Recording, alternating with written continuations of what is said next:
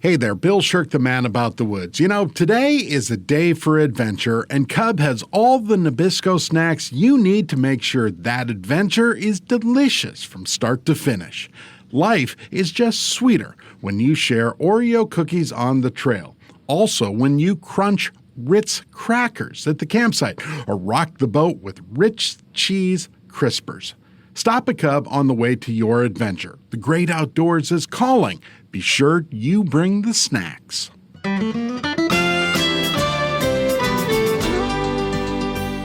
everybody. Ron Schara here, welcoming you to another Minnesota Bound podcast. Our topic today is the joys of hunting wild turkeys.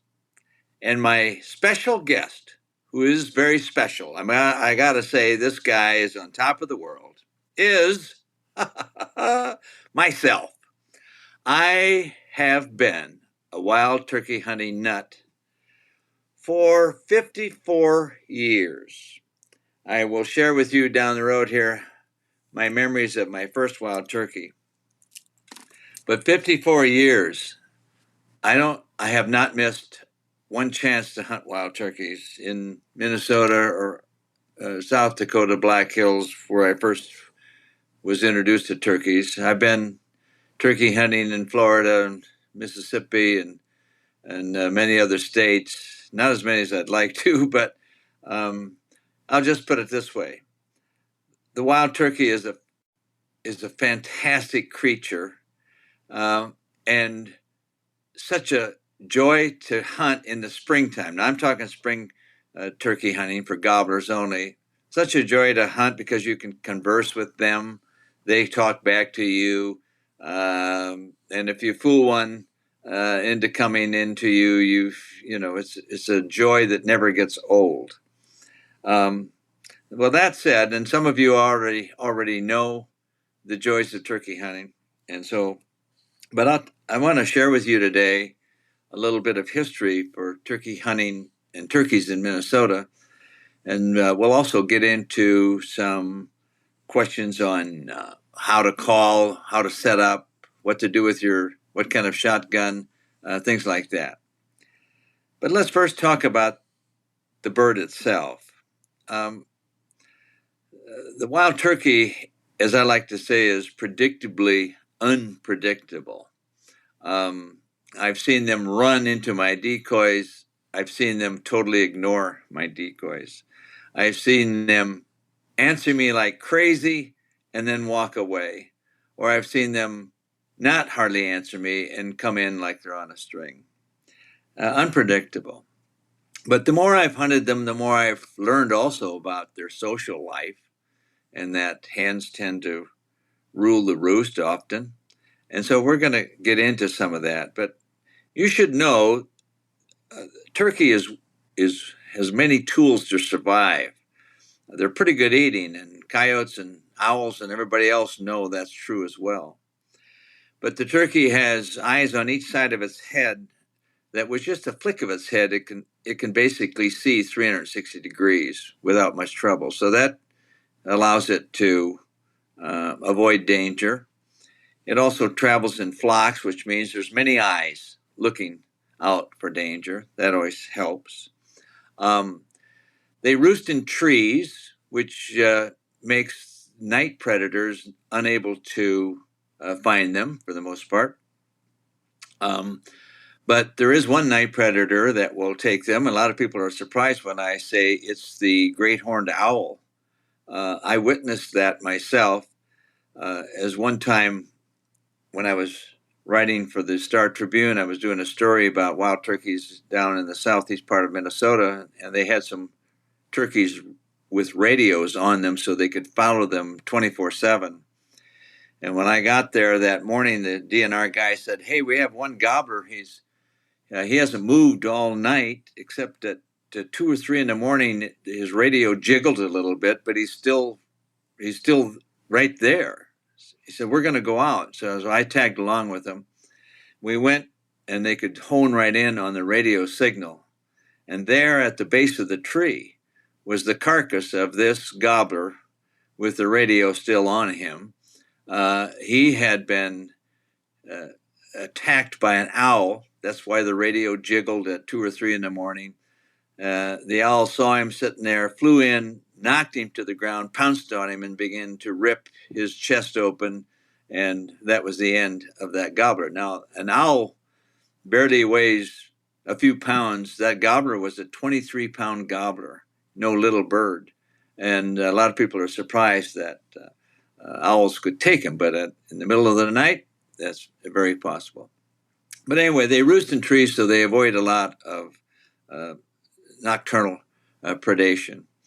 Their biggest enemies, perhaps, are skunks and raccoons and animals that prey on bird nests, on eggs. That might be their biggest threat. But usually, turkeys and their predators have lived together for a long, long time. And so they're very seldom would be a limiting factor. Winter can be a factor, although in Minnesota, these birds are able to sustain our severe winters. They're even moving further north. Way up in the Roseau, etc. I don't know how they survive some of this. Some of them don't, but they come back again. A hen turkey will lay, a dozen to 15, 16 eggs, and often brings at least 10 of them or more off. And so the turkeys are able to replenish their ranks quite easily. And they're very adaptable to various situations. The theory used to be that you needed vast forests for turkeys, but now they've learned that you don't. You need just some woods for them to roost in. Otherwise, they're very content to roam prairies, follow river bottoms, etc. And of course, our corn, soybeans, food here gives them plenty of food through fall and winter. Often they follow deer trails in the wintertime to reach food. Turkeys are not above scratching in cow pies and getting undigested corn there. And I think they also in the wintertime act like ruffed grouse. I have not witnessed this myself, but if you have, I'd love to know.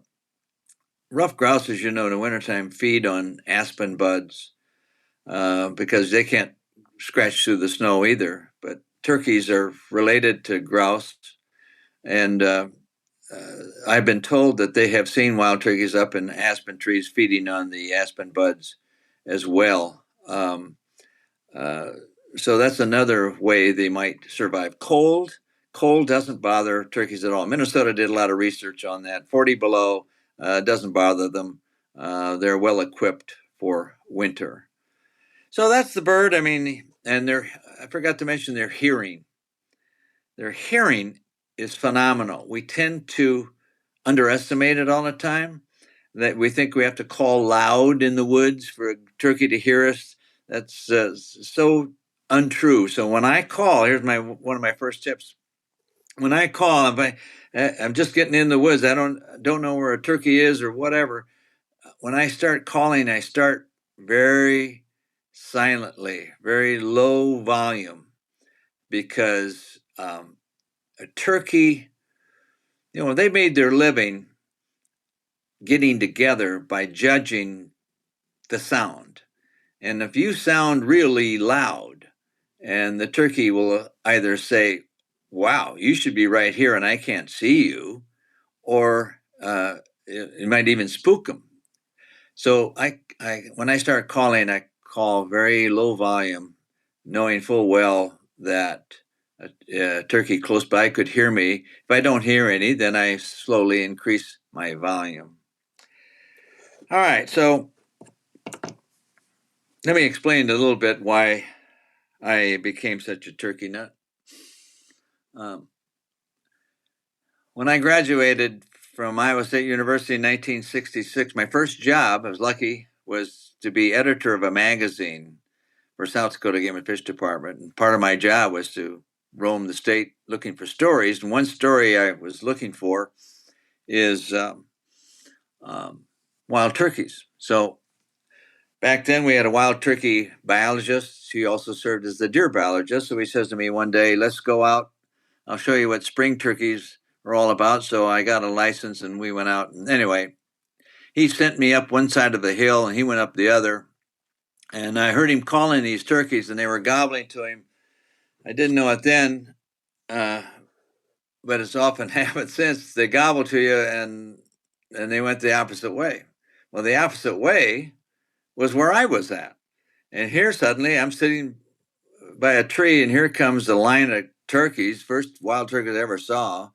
And they were marching single file. I go, where's the gobbler? Where's the gobbler? Where's the gobbler? And there was a hen. Finally, the last bird was bigger, blacker, and I saw a little beard, and I pulled the trigger, and I got my first turkey. I wasn't sure if I was legal or not, but I got a turkey. I was pretty sure. And anyway, my friend came over and said, congrats, you got your first turkey. It was a Jake, but it doesn't matter. I was very excited. Well, I've been addicted ever since. So when I moved to Minnesota to be the outdoor editor of the Minneapolis Tribune, I would write about turkeys because I'd go back to the Black Hills every spring. And back then, Minnesota didn't have any turkeys hardly in the southeast part of the state or anywhere else. Turkeys were annihilated back in the late 1800s for the most part. Our Minnesota DNR was trying to get some started, but wasn't working. That's a long story. But so when I got here, I kept going back to the Black Hills. I started inviting some Minnesota friends to come out to Black Hills with me, and I actually ended up. We started a turkey hunting camp called Turkey Track Club. You can look it up, turkeytrackclub.com. And I started introducing a lot of Minnesotans to the joys of turkey hunting, even though it was in the Black Hills. Minnesota did not have a season. So one day I'm in the wildlife chief's office. Roger Holmes is his name. I said to him, Roger, we need to do more to get turkeys started in Minnesota. And he said to me, I don't have any money in my budget for turkeys. If you want more turkeys in Minnesota, you better raise the money yourself. And I said, okay, we will. So I helped form the first chapter of the Minnesota National Wild Turkey Federation. We held our first banquet in Minnesota, raised $11,000 or $12,000, which was more than most banquets, turkey banquets anywhere in the country had raised. And we started paying a DNR employee to trap and transplant the few wild turkeys we had in the southeast Minnesota and move them around to new habitat and let them reproduce. And we kept doing that. And this gentleman we hired, his name was Gary, he trapped and transplanted thousands of birds as the years went by and moved them all around to suitable habitat in Minnesota. So I take great pride in the role I played. I was the first president of the chapter to get turkeys going throughout Minnesota, and now they are just about everywhere.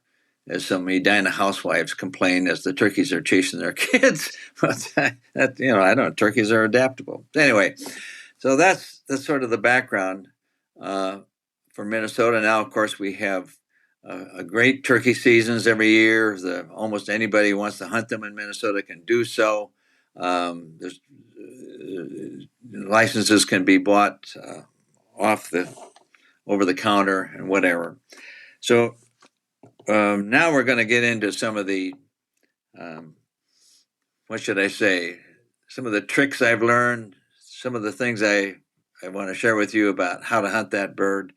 But first, I need to take a break here, and we're going to get a word from Hewitt Docks. Hewitt, you on board? Hewitt Docks, Lifts, and Pontoon Legs began in a small south-central Minnesota town with a mission to make dock install and removal easier by inventing the Roll-A-Dock.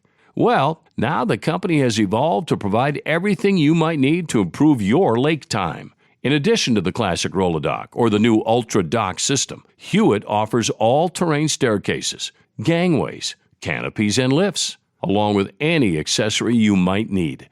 Celebrate 50 years of business with us. Go to HewittRad.com to enter for a chance to win a free dock and monthly prizes. Hewitt docks, lifts, and pontoon legs. Work hard, play harder. You deserve a Hewitt. Hi there, Ron Schara here for Star Bank. If you're putting your money into mega banks down the street, who knows where that money's being used? Bank locally. Keep your money local with a community bank that actually cares about you, your family, your business, and your goals. Check out the bank we use at Minnesota Bound. Try Minnesota's own Star Bank. You can find them online at starbank.net. When you call Star Bank, you actually hear a real living person answering the phone. Star Bank has 10 convenient locations around Minnesota to serve you and all the mobile banking products that you need to manage your money. Check out all that Star Bank has to offer at starbank.net. Well, welcome back to this Minnesota Bound podcast. My special guest, in case you're just joining us, we're talking about the joys of wild turkey hunting. My special guest is, let's have a standing applause here, please, is me. I'm going to share with you some thoughts I've had after 54 years of hunting wild turkeys and being addicted. And I'll say this, it is addictive. If you've not done it, it's addictive. The only thing that's painful is that waking up at 4 o'clock in the morning on April mornings and having to get out there. But once you're there, it's worth it. So let's talk a little bit about hunting them. And I'm not going to get into fall turkey hunting because it's not nearly as much fun. So I'm talking about springtime turkey hunting. What you need to know is that this is their mating season. And the gobblers gobble to attract attention from hens. And the hens generally ignore it, but that's the way the game is played. And then the hens might call back, or the hens will call and say, I'm lonely. And the gobbler will hear that, and he'll say, oh, I'll come over there. And sometimes he does, and sometimes he doesn't. You need to know that the way the turkeys have it figured out is the gobbler gobbles, the hen calls back, and she is supposed to come in to him. But he is sometimes very willing to come into her. So that's what you as the turkey hunter, you're trying to imitate the lonely calls of a hen, so that the gobbler hears that and he gobbles back saying, come on over, babe. But you don't. You're sitting at the base of a tree. And so you try to entice him to come in to see you. And of course, you greet him with a shotgun. And speaking of shotguns, here's something very important. And I've made all these mistakes. You hit a turkey in the body with a shotgun, and chances are he's going to run away, and you're never going to get him. He's going to die. He'll be coyote food because it'll be a fatal shot. But so here's my advice. I don't care what gauge you use. Just make sure before the season opens that you go to a range and you pattern your shotgun. Get to 40 yards, draw a pattern of a turkey's head and neck, and aim at the base of the neck and see where your shot goes. And if it doesn't go into the head and neck, you got to do something different. I put a 1 or 2 power scope on my shotgun. So at 40 yards, I put the crosshairs at the base of the turkey's neck, pull the trigger, and check to make sure that the shot all goes from the neck in the head. A head and neck shot will kill a gobbler right in his tracks. And out to 50 yards or so. I don't believe in the 60-yard bull crap, but 50 yards. If you pattern your gun, it'll work. Now, what size shot? I use and have used all these years number 6. Federal Premium number 6 is my choice, 2 3/4 inch. Yes, I know there are 3-inch shells out there. I want to hurt the turkey more than myself. So that's my feeling. But, that's kind of personal choice. But number 6 shot. You say, oh, wait a minute. I like number 4s for big birds like that. Listen, you want more pellets, because the more pellets you have, the better chance you have for hitting the head and neck and making a fatal shot. And you owe it to the turkey for that. Now, if you're a bow hunter, I've done that too, trust me. I have one recommendation, and that is don't use a fixed blade broadhead. Fixed blade broadheads were made for deer that have diaphragms. Turkeys really don't have the kind of diaphragm that deer have. And so you need a big hole, and an expandable blade, when it hits the bird, opens up, creates a huge injury there, and um, and so that's really for bow hunting. That's what you want. My turkey camp, when we would guide bow hunters, my guides would never take a bow hunter out who showed up with a fixed blade because we saw too many cripples. The fixed blade goes right to the bird. He runs away. He doesn't bleed. There's no blood trail, no nothing like you'd have with a deer, and he's gone. And he's going to be coyote food. You're never going to get him. So that's my advice there. So make sure you pattern your shotgun before you ever hit for the woods. Okay. Camouflage, yes. I wear camouflage, although if you move, let me tell you, a turkey can picks up movement very quickly because that's how he survives. Even though you might be camouflaged to the hill, if you make too many moves, he's gonna spot something that he doesn't like, and he's not going to be curious. He'll probably just walk away or run away. So, but camouflage, I put a mask on, half of a mask anyway, over my face, and I try to sit in the shade. I don't want to be sitting in the sun, so something shines off of me or whatever. I like to sit at the base of trees. Blinds, a lot of Minnesotans like blinds. Blinds work, especially if you have young hunters who maybe can't sit still or whatever. A blind gives you a lot of room for you to move as well. The only thing a blind does, it keeps you there. You can't, you can't really be more mobile. Sometimes being mobile helps. So I sit by a base of trees in the shade, or sometimes I'll crawl into a clump of brush so I get comfortable. And speaking of getting comfortable, yes, get comfortable, because you need patience.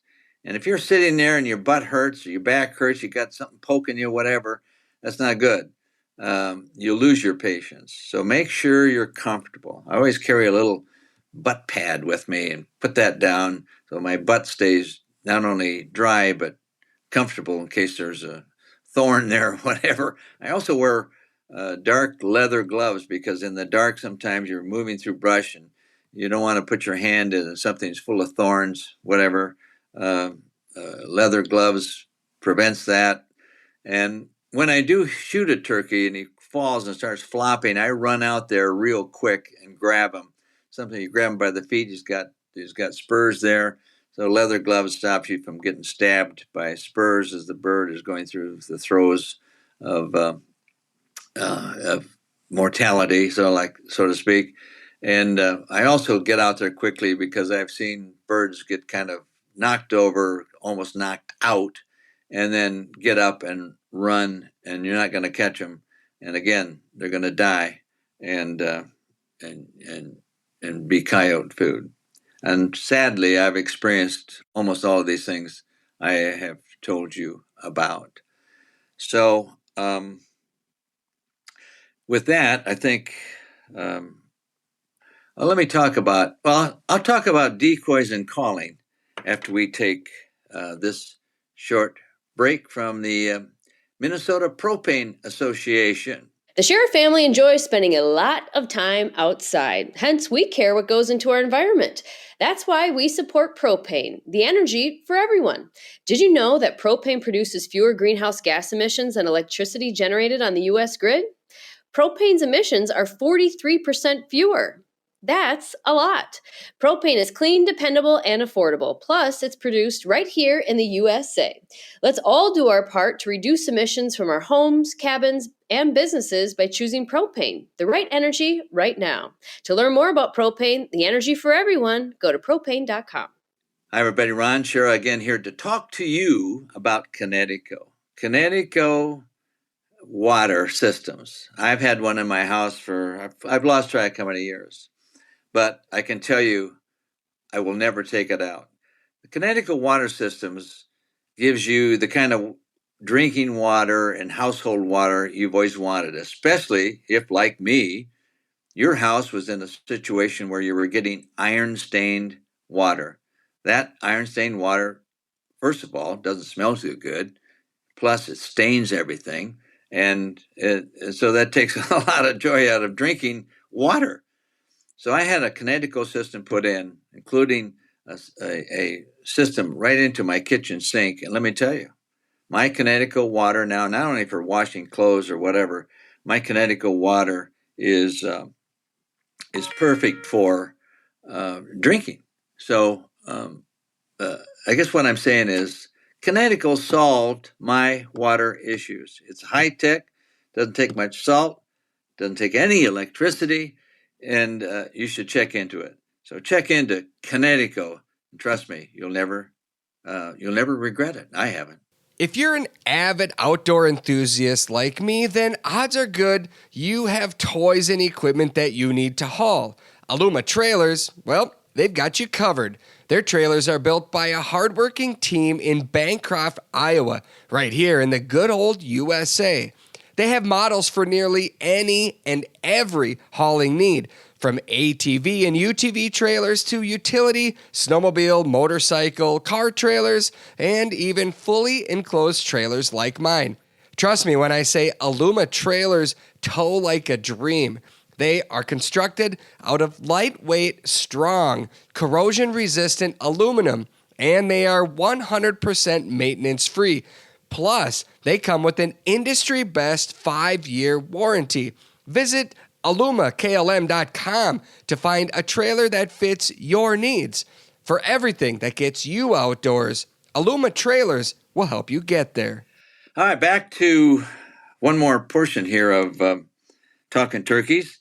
And I've been talking about calling them, etc. I'm going to do a little calling for you. One of the basic things you can do, and a lot of people use a diaphragm call, and that's the first thing I use. It's one you put in your mouth, and a lot of people can't use it. They gag on it, etc. I never had that problem, but I probably don't use the mouth diaphragm call as much as I used to because I like some of the other calls better and what I can do with it. Now, in my hands, you can't see this. I have a Primos box cutter, a box call.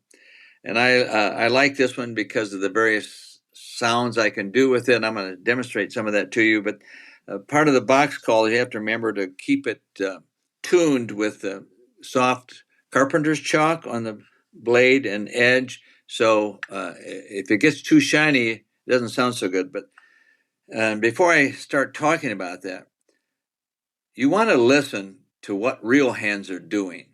You can Google real hen calls and listen to them on your computer and listen to the pattern and listen to what they're saying and try to emulate that. And in the woods, when you hear hens calling to you, I call back trying to say the same thing they're saying. I don't know what they're saying, but I try to say the same thing.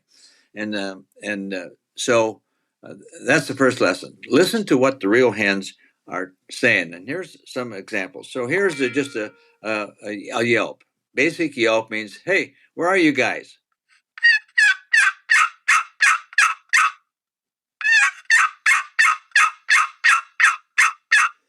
Like I said, that says, where are you guys? And that would be, the gobbler could answer that, I'm over here. And then so now you play a little hard to get. And so then you might get him excited. You might do what's called putts and purrs. Go.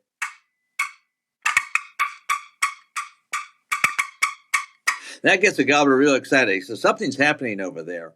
And so those are some of the basic ones. And you want to hear the rhythm. It's, a lot of people say, don't call too much. Well, that's a good bit of advice, but I've heard hens do this.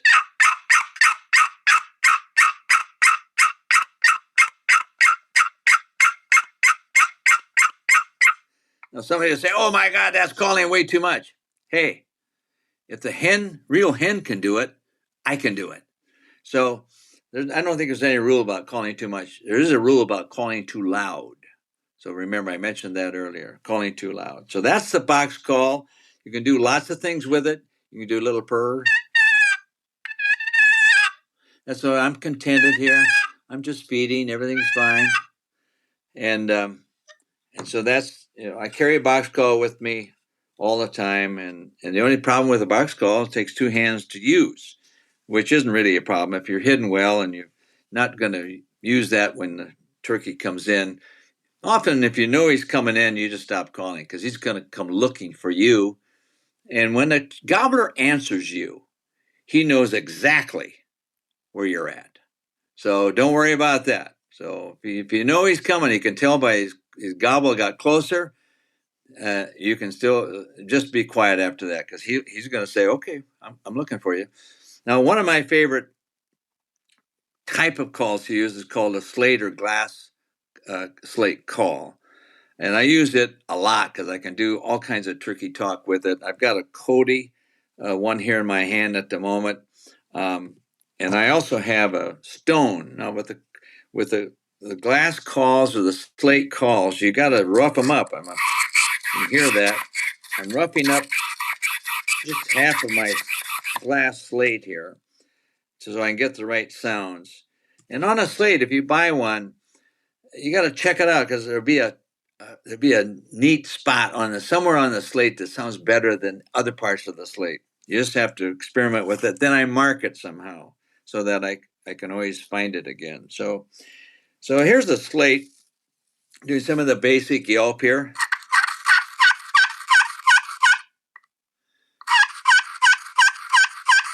You know, it's a little higher pitch. Some gobblers like that. Now, here's the thing. If a gobbler answered your box call, and then you switch up to your slate call, and he doesn't answer the slate, but then you go back to the box call, and he answers the box, what he's telling you is, hey, I like that call better. So then I quit using whatever one he didn't like. So remember, maybe he liked them both. Doesn't matter then. So here's that. That's the yelp again. I'm lonely. Where are you guys? Where are you guys? Then there's the purrs and putts. I'm real contented. I'm feeding over here. When he goes like this, gobblers do that too. That means, where are you? So it's stuff like that. I'm contented. Everything is going fine. You can even do a fight. When turkeys get into a fight, it sounds. Sometimes I'll do that just to see if I got a gobbler that's hanging out there. He won't come into me. He's like, if you start a fight, maybe oh God, there's a fight over there. I'm going to get in on it. So you go.